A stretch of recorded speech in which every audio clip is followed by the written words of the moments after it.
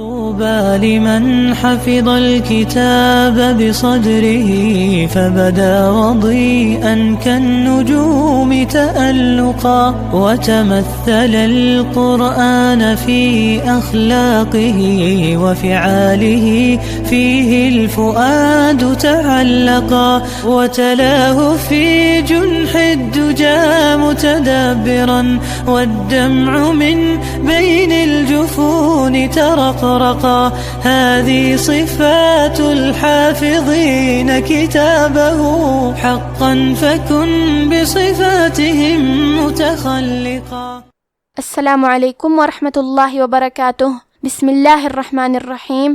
الحمد للہ وحدہ والصلاة والسلام علی من لا نبی بعدہ اما بعد. رب اشرح لی صدری ویسر لی امری واحلل عقدۃ من لسانی یفقہوا قولی. شروع کرتی ہوں اللہ کے نام سے جو بڑا مہربان نہایت رحم کرنے والا ہے. بإذن اللہ آج کے درس نمبر 295 میں سورۃ الممتحنہ آیت نمبر 10 کی تلاوت اور ترجمہ سماعت فرمائیں گے. تو شروع کرتے ہیں. اعوذ باللہ من الشیطان الرجیم. یا ایہا الذین آمنوا اذا جاءکم المؤمنات مہاجرات فامتحنوہن اللہ اعلم بإیمانہن فإن علمتموهن مؤمنات فلا ترجعوهن إلى الكفار لا هن حل لهم ولا هم يحلون لهن وآتوهم ما أنفقوا ولا جناح عليكم أن تنكحوهن إذا آتيتموهن أجورهن ولا تمسكوا بعصم الكوافر واسألوا ما أنفقتم وليسألوا ما أنفقوا ذلكم حكم الله يحكم بينكم واللہ علیم حکیم. کلمت یا ایہا میں یا پہ کھڑا زبر ہے اور اس پہ مد کا علامہ ہے. یہ مد جائز منفصل ہے.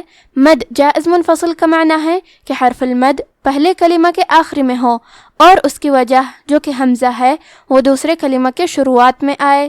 اس مد میں ہم اپنی آواز 2 سے 4 مد کے برابر لمبی کریں گے. کلمت ایہا میں یا پہ تشدید ہے تو ہمیں 2 حرف کے برابر یا کو پڑھنا ہے کیونکہ تشدید کی اصلیت 2 حرف ہے. جیسا کہ یہاں حرف لیا ہے تو یہ 2 یا ہے، یا ساکن اور یا متحرک. کلمت الذین میں حرف اللام کو 2 حرف کے برابر پڑھیں گے کیونکہ اس پہ تشدید ہے. دال کی ادائیگی زبان کے سر اور اوپر والے دانتوں کے اندرونی کناروں سے ہے. کلمت آمنو کے آخر میں واو پہ مد کا علامہ ہے کیونکہ یہ بھی مد جائز منفصل ہے تو ہم اپنی آواز 2 سے 4 مد کے برابر لمبی کریں گے. کلمت جاءکم میں مد ہے. یہ مد واجب متصل ہے.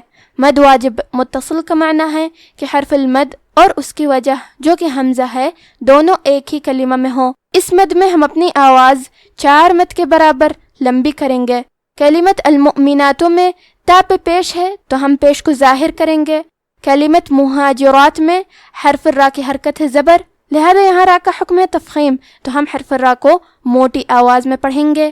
کیونکہ اس پہ کھڑا زبر ہے تو یہاں مد الف ہے اور مد الف میں پیچھے والے حرف کا حکم لیتے ہیں تفخیم میں اور ترقیق میں تو ہمیں مد الف کو بھی بھاری آواز میں پڑھنا ہے. مہاجرات آخری میں تا کے نیچے تنوین زیر ہے. پھر حرف الفاء آتا ہے کلمت فامتحنوہن. فا حروف الاخفاء میں سے ہے.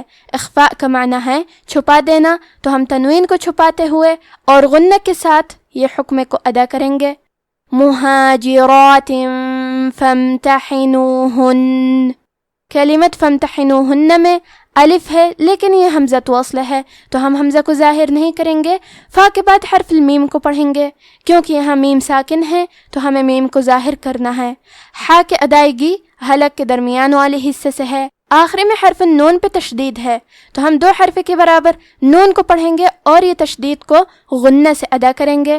فامتحنوہن. کلمت اعلمو میں عین کی ادائیگی حلق کے درمیان والے حصے سے ہے. کیونکہ یہاں عین ساکن ہے تو ہمیں عین کو ظاہر کرنا ہے.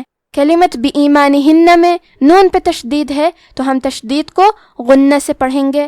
بِایمانہن. کلمت علمتموہن میں آخری میں حرف نون کے تشدید کو ظاہر کریں گے. کلمت مؤمنات کے آخری میں تا کے نیچے تنوین زیر ہے، پھر حرف الفا ہے کلمت فلا. یہاں بھی حکم ہے اخفاء تو ہم یہ حکم کو غنہ کے ساتھ ادا کریں گے.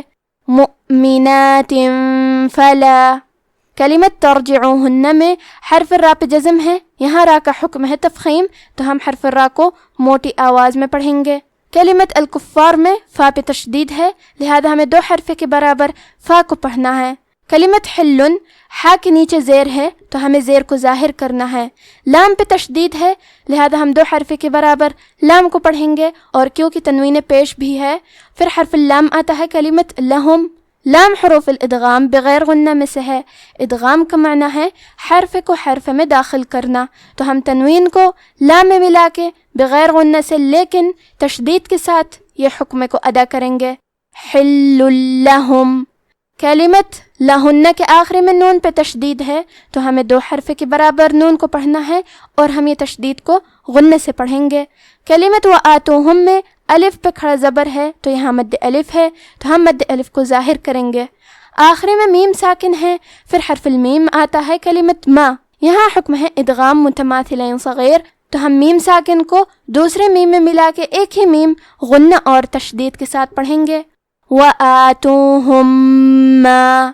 کلمت ما کے آخری میں الف پہ مد کا علامہ ہے، یہ مد جائز منفصل ہے تو ہم اپنی آواز 2 سے 4 مد کے برابر لمبی کریں گے. کلمت انفقو میں نون ساکن ہے پھر حرف الفا ہے، یہاں حکم ہے اخفاء تو ہم یہ حکم کو غنہ کے ساتھ ادا کریں گے. انفقو. حرف القاف کی ادائیگی زبان کے جڑ اور تالو کے نرم حصے سے ہے. قاف حروف التفخیم میں سے ہے تو ہم یہ حرف کو موٹی آواز میں پڑھیں گے. کلمت ان کے آخری میں نون ساکن ہے پھر حرف التا ہے. کلمت تنکحوہن تا حروف الاخفاء میں سے ہے لہذا ہم یہ حکم کو غنہ کے ساتھ ادا کریں گے. ان تنکحوہن. کلمت اذا کے آخری میں الف پہ مد کا علامہ ہے، یہ مد جائز منفصل ہے تو ہم اپنی آواز 2 سے 4 مد کے برابر لمبی کریں گے. کلمت تمسکو میں میم ساکن ہے تو ہم میم کو ظاہر کریں گے. کلمت بعصمی میں با اور عین کے نیچے زیر ہے، صاد پہ زبر ہے تو ہم یہ تینوں حرکات کو ظاہر کریں گے اور حرف الصاد حروف التفخیم میں سے ہے لہذا ہم یہ حرف کو بھاری آواز میں پڑھیں گے. بعصامی. کلمت الکوافر میں را کے نیچے زیر ہے، یہاں را کا حکم ہے ترقیق تو ہم حرف را کو پتلی آواز میں پڑھیں گے. کلمت وسألو میں سین ساکن ہے لہذا ہمیں سین کو ہمزے سے پڑھنا ہے.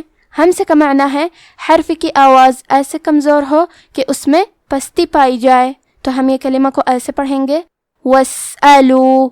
کلمت ما انفقتم یہاں مد جائز منفصل ہے تو ہم اپنی آواز 2 سے 4 مد کے برابر لمبی کریں گے. کلمت انفقتم میں حرف القاف پہ جزم ہے تو یہاں قاف کا حکم ہے قلقلہ. قلقلہ کا معنی ہے حرف ساکن کو ہلانا تو ہم حرف القاف کو ہلاتے ہوئے یہ کلمہ کو پڑھیں گے. انفقتم. کلمت ولیسألو میں لام ساکن کو ظاہر کریں گے، یہاں سین ساکن ہے تو ہمیں سین کو ہمزے سے پڑھنا ہے. ولیسألو. کلمت ذالکم میں آخر میں میم ساکن ہے تو ہم میم کو ظاہر کریں گے. کلمت حکم میں کاف ساکن ہے تو ہمیں کاف کو ہمزے سے پڑھنا ہے. آخری میں میم پہ پیش ہے تو یہاں لفظ الجلالہ کلام کا حکم ہے تفخیم تو ہم حرف اللام کو موٹی آواز میں پڑھیں گے. حکم اللہ. کلمت یحکمو میں ہا ساکن کو ظاہر کریں گے اور کیونکہ ہا حروف الہمس میں سے ہے تو ہمیں ہا کو ہمزے سے پڑھنا ہے. یحکمو. کلمت واللہ یہاں بھی لفظ الجلالہ کلام کا حکم ہے تفخیم تو ہم حرف اللام کو موٹی آواز میں پڑھیں گے. کلمت علیمن کے آخری میں میم پہ تنوین پیش ہے پھر حرف الحاء آتا ہے. کلمت حکیم ہا حروف الاظہار میں سے ہے، اظہار کا معنی ہے ظاہر کرنا اور کیونکہ تنوین کی اصلیت نون ساکن ہے تو ہم یہاں تنوین ظاہر کریں گے اور اسے نون ساکن پڑھیں گے اور بغیر غنہ سے یہ حکم کو ادا کریں گے. علیم حکیم. اب آپ اس آیت کی تلاوت تجوید کے ساتھ سماعت فرمائیں.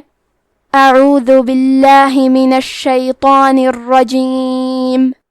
یا ایہا الذین آمنوا اذا جاءکم المؤمنات مہاجرات فامتحنوہن اللہ اعلم بإیمانہن فَإِنْ عَلِمْتُمُوهُنَّ مُؤْمِنَاتٍ فَلَا تَرْجِعُوهُنَّ إِلَى الْكُفَّارِ لَا هُنَّ حِلٌّ لَهُمْ وَلَا هُمْ يَحِلُّونَ لَهُنَّ وَآتُوهُمْ مَا أَنفَقُوا وَلَا جُنَاحَ عَلَيْكُمْ أَن تَنكِحُوهُنَّ إِذَا آتَيْتُمُوهُنَّ أُجُورَهُنَّ وَلَا تُمْسِكُوا بِعِصَمِ الْكَوَافِرِ وَاسْأَلُوا مَا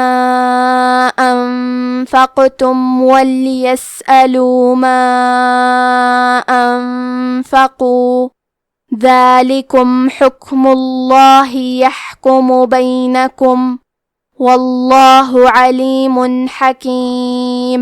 مومنو، جب تمہارے پاس مومن عورتیں وطن چھوڑ کر آئیں تو ان کی آزمائش کر لو، اور اللہ تو ان کے ایمان کو خوب جانتا ہے. سو اگر تم کو معلوم ہو کہ وہ مومن ہیں تو ان کو کفار کے پاس واپس نہ بھیجو کہ نہ یہ ان کو حلال ہے اور نہ وہ ان کو حلال ہے، اور جو کچھ انہوں نے ان پر خرچ کیا ہو وہ ان کو دے دو، اور تم پر کچھ گناہ نہیں کہ ان عورتوں کو مہر دے کر ان سے نکاح کر لو، اور کافر عورتوں کے ساتھ تعلقات نکاح باقی نہ رکھو، یعنی انہیں کفار کو واپس دے دو، اور جو کچھ تم نے ان پر خرچ کیا ہو تم ان سے طلب کر لو، اور جو کچھ انہوں نے اپنی عورتوں پر خرچ کیا ہو وہ تم سے طلب کر لیں. یہ اللہ کا حکم ہے جو تم میں فیصلہ کیے دیتا ہے، اور اللہ جاننے والا ہے، حکمت والا ہے. آج کا ہمارا درس یہیں ختم ہوتا ہے. وفقنا اللہ وإیاکم لما یحبہ ویرضاہ. والسلام علیکم ورحمۃ اللہ.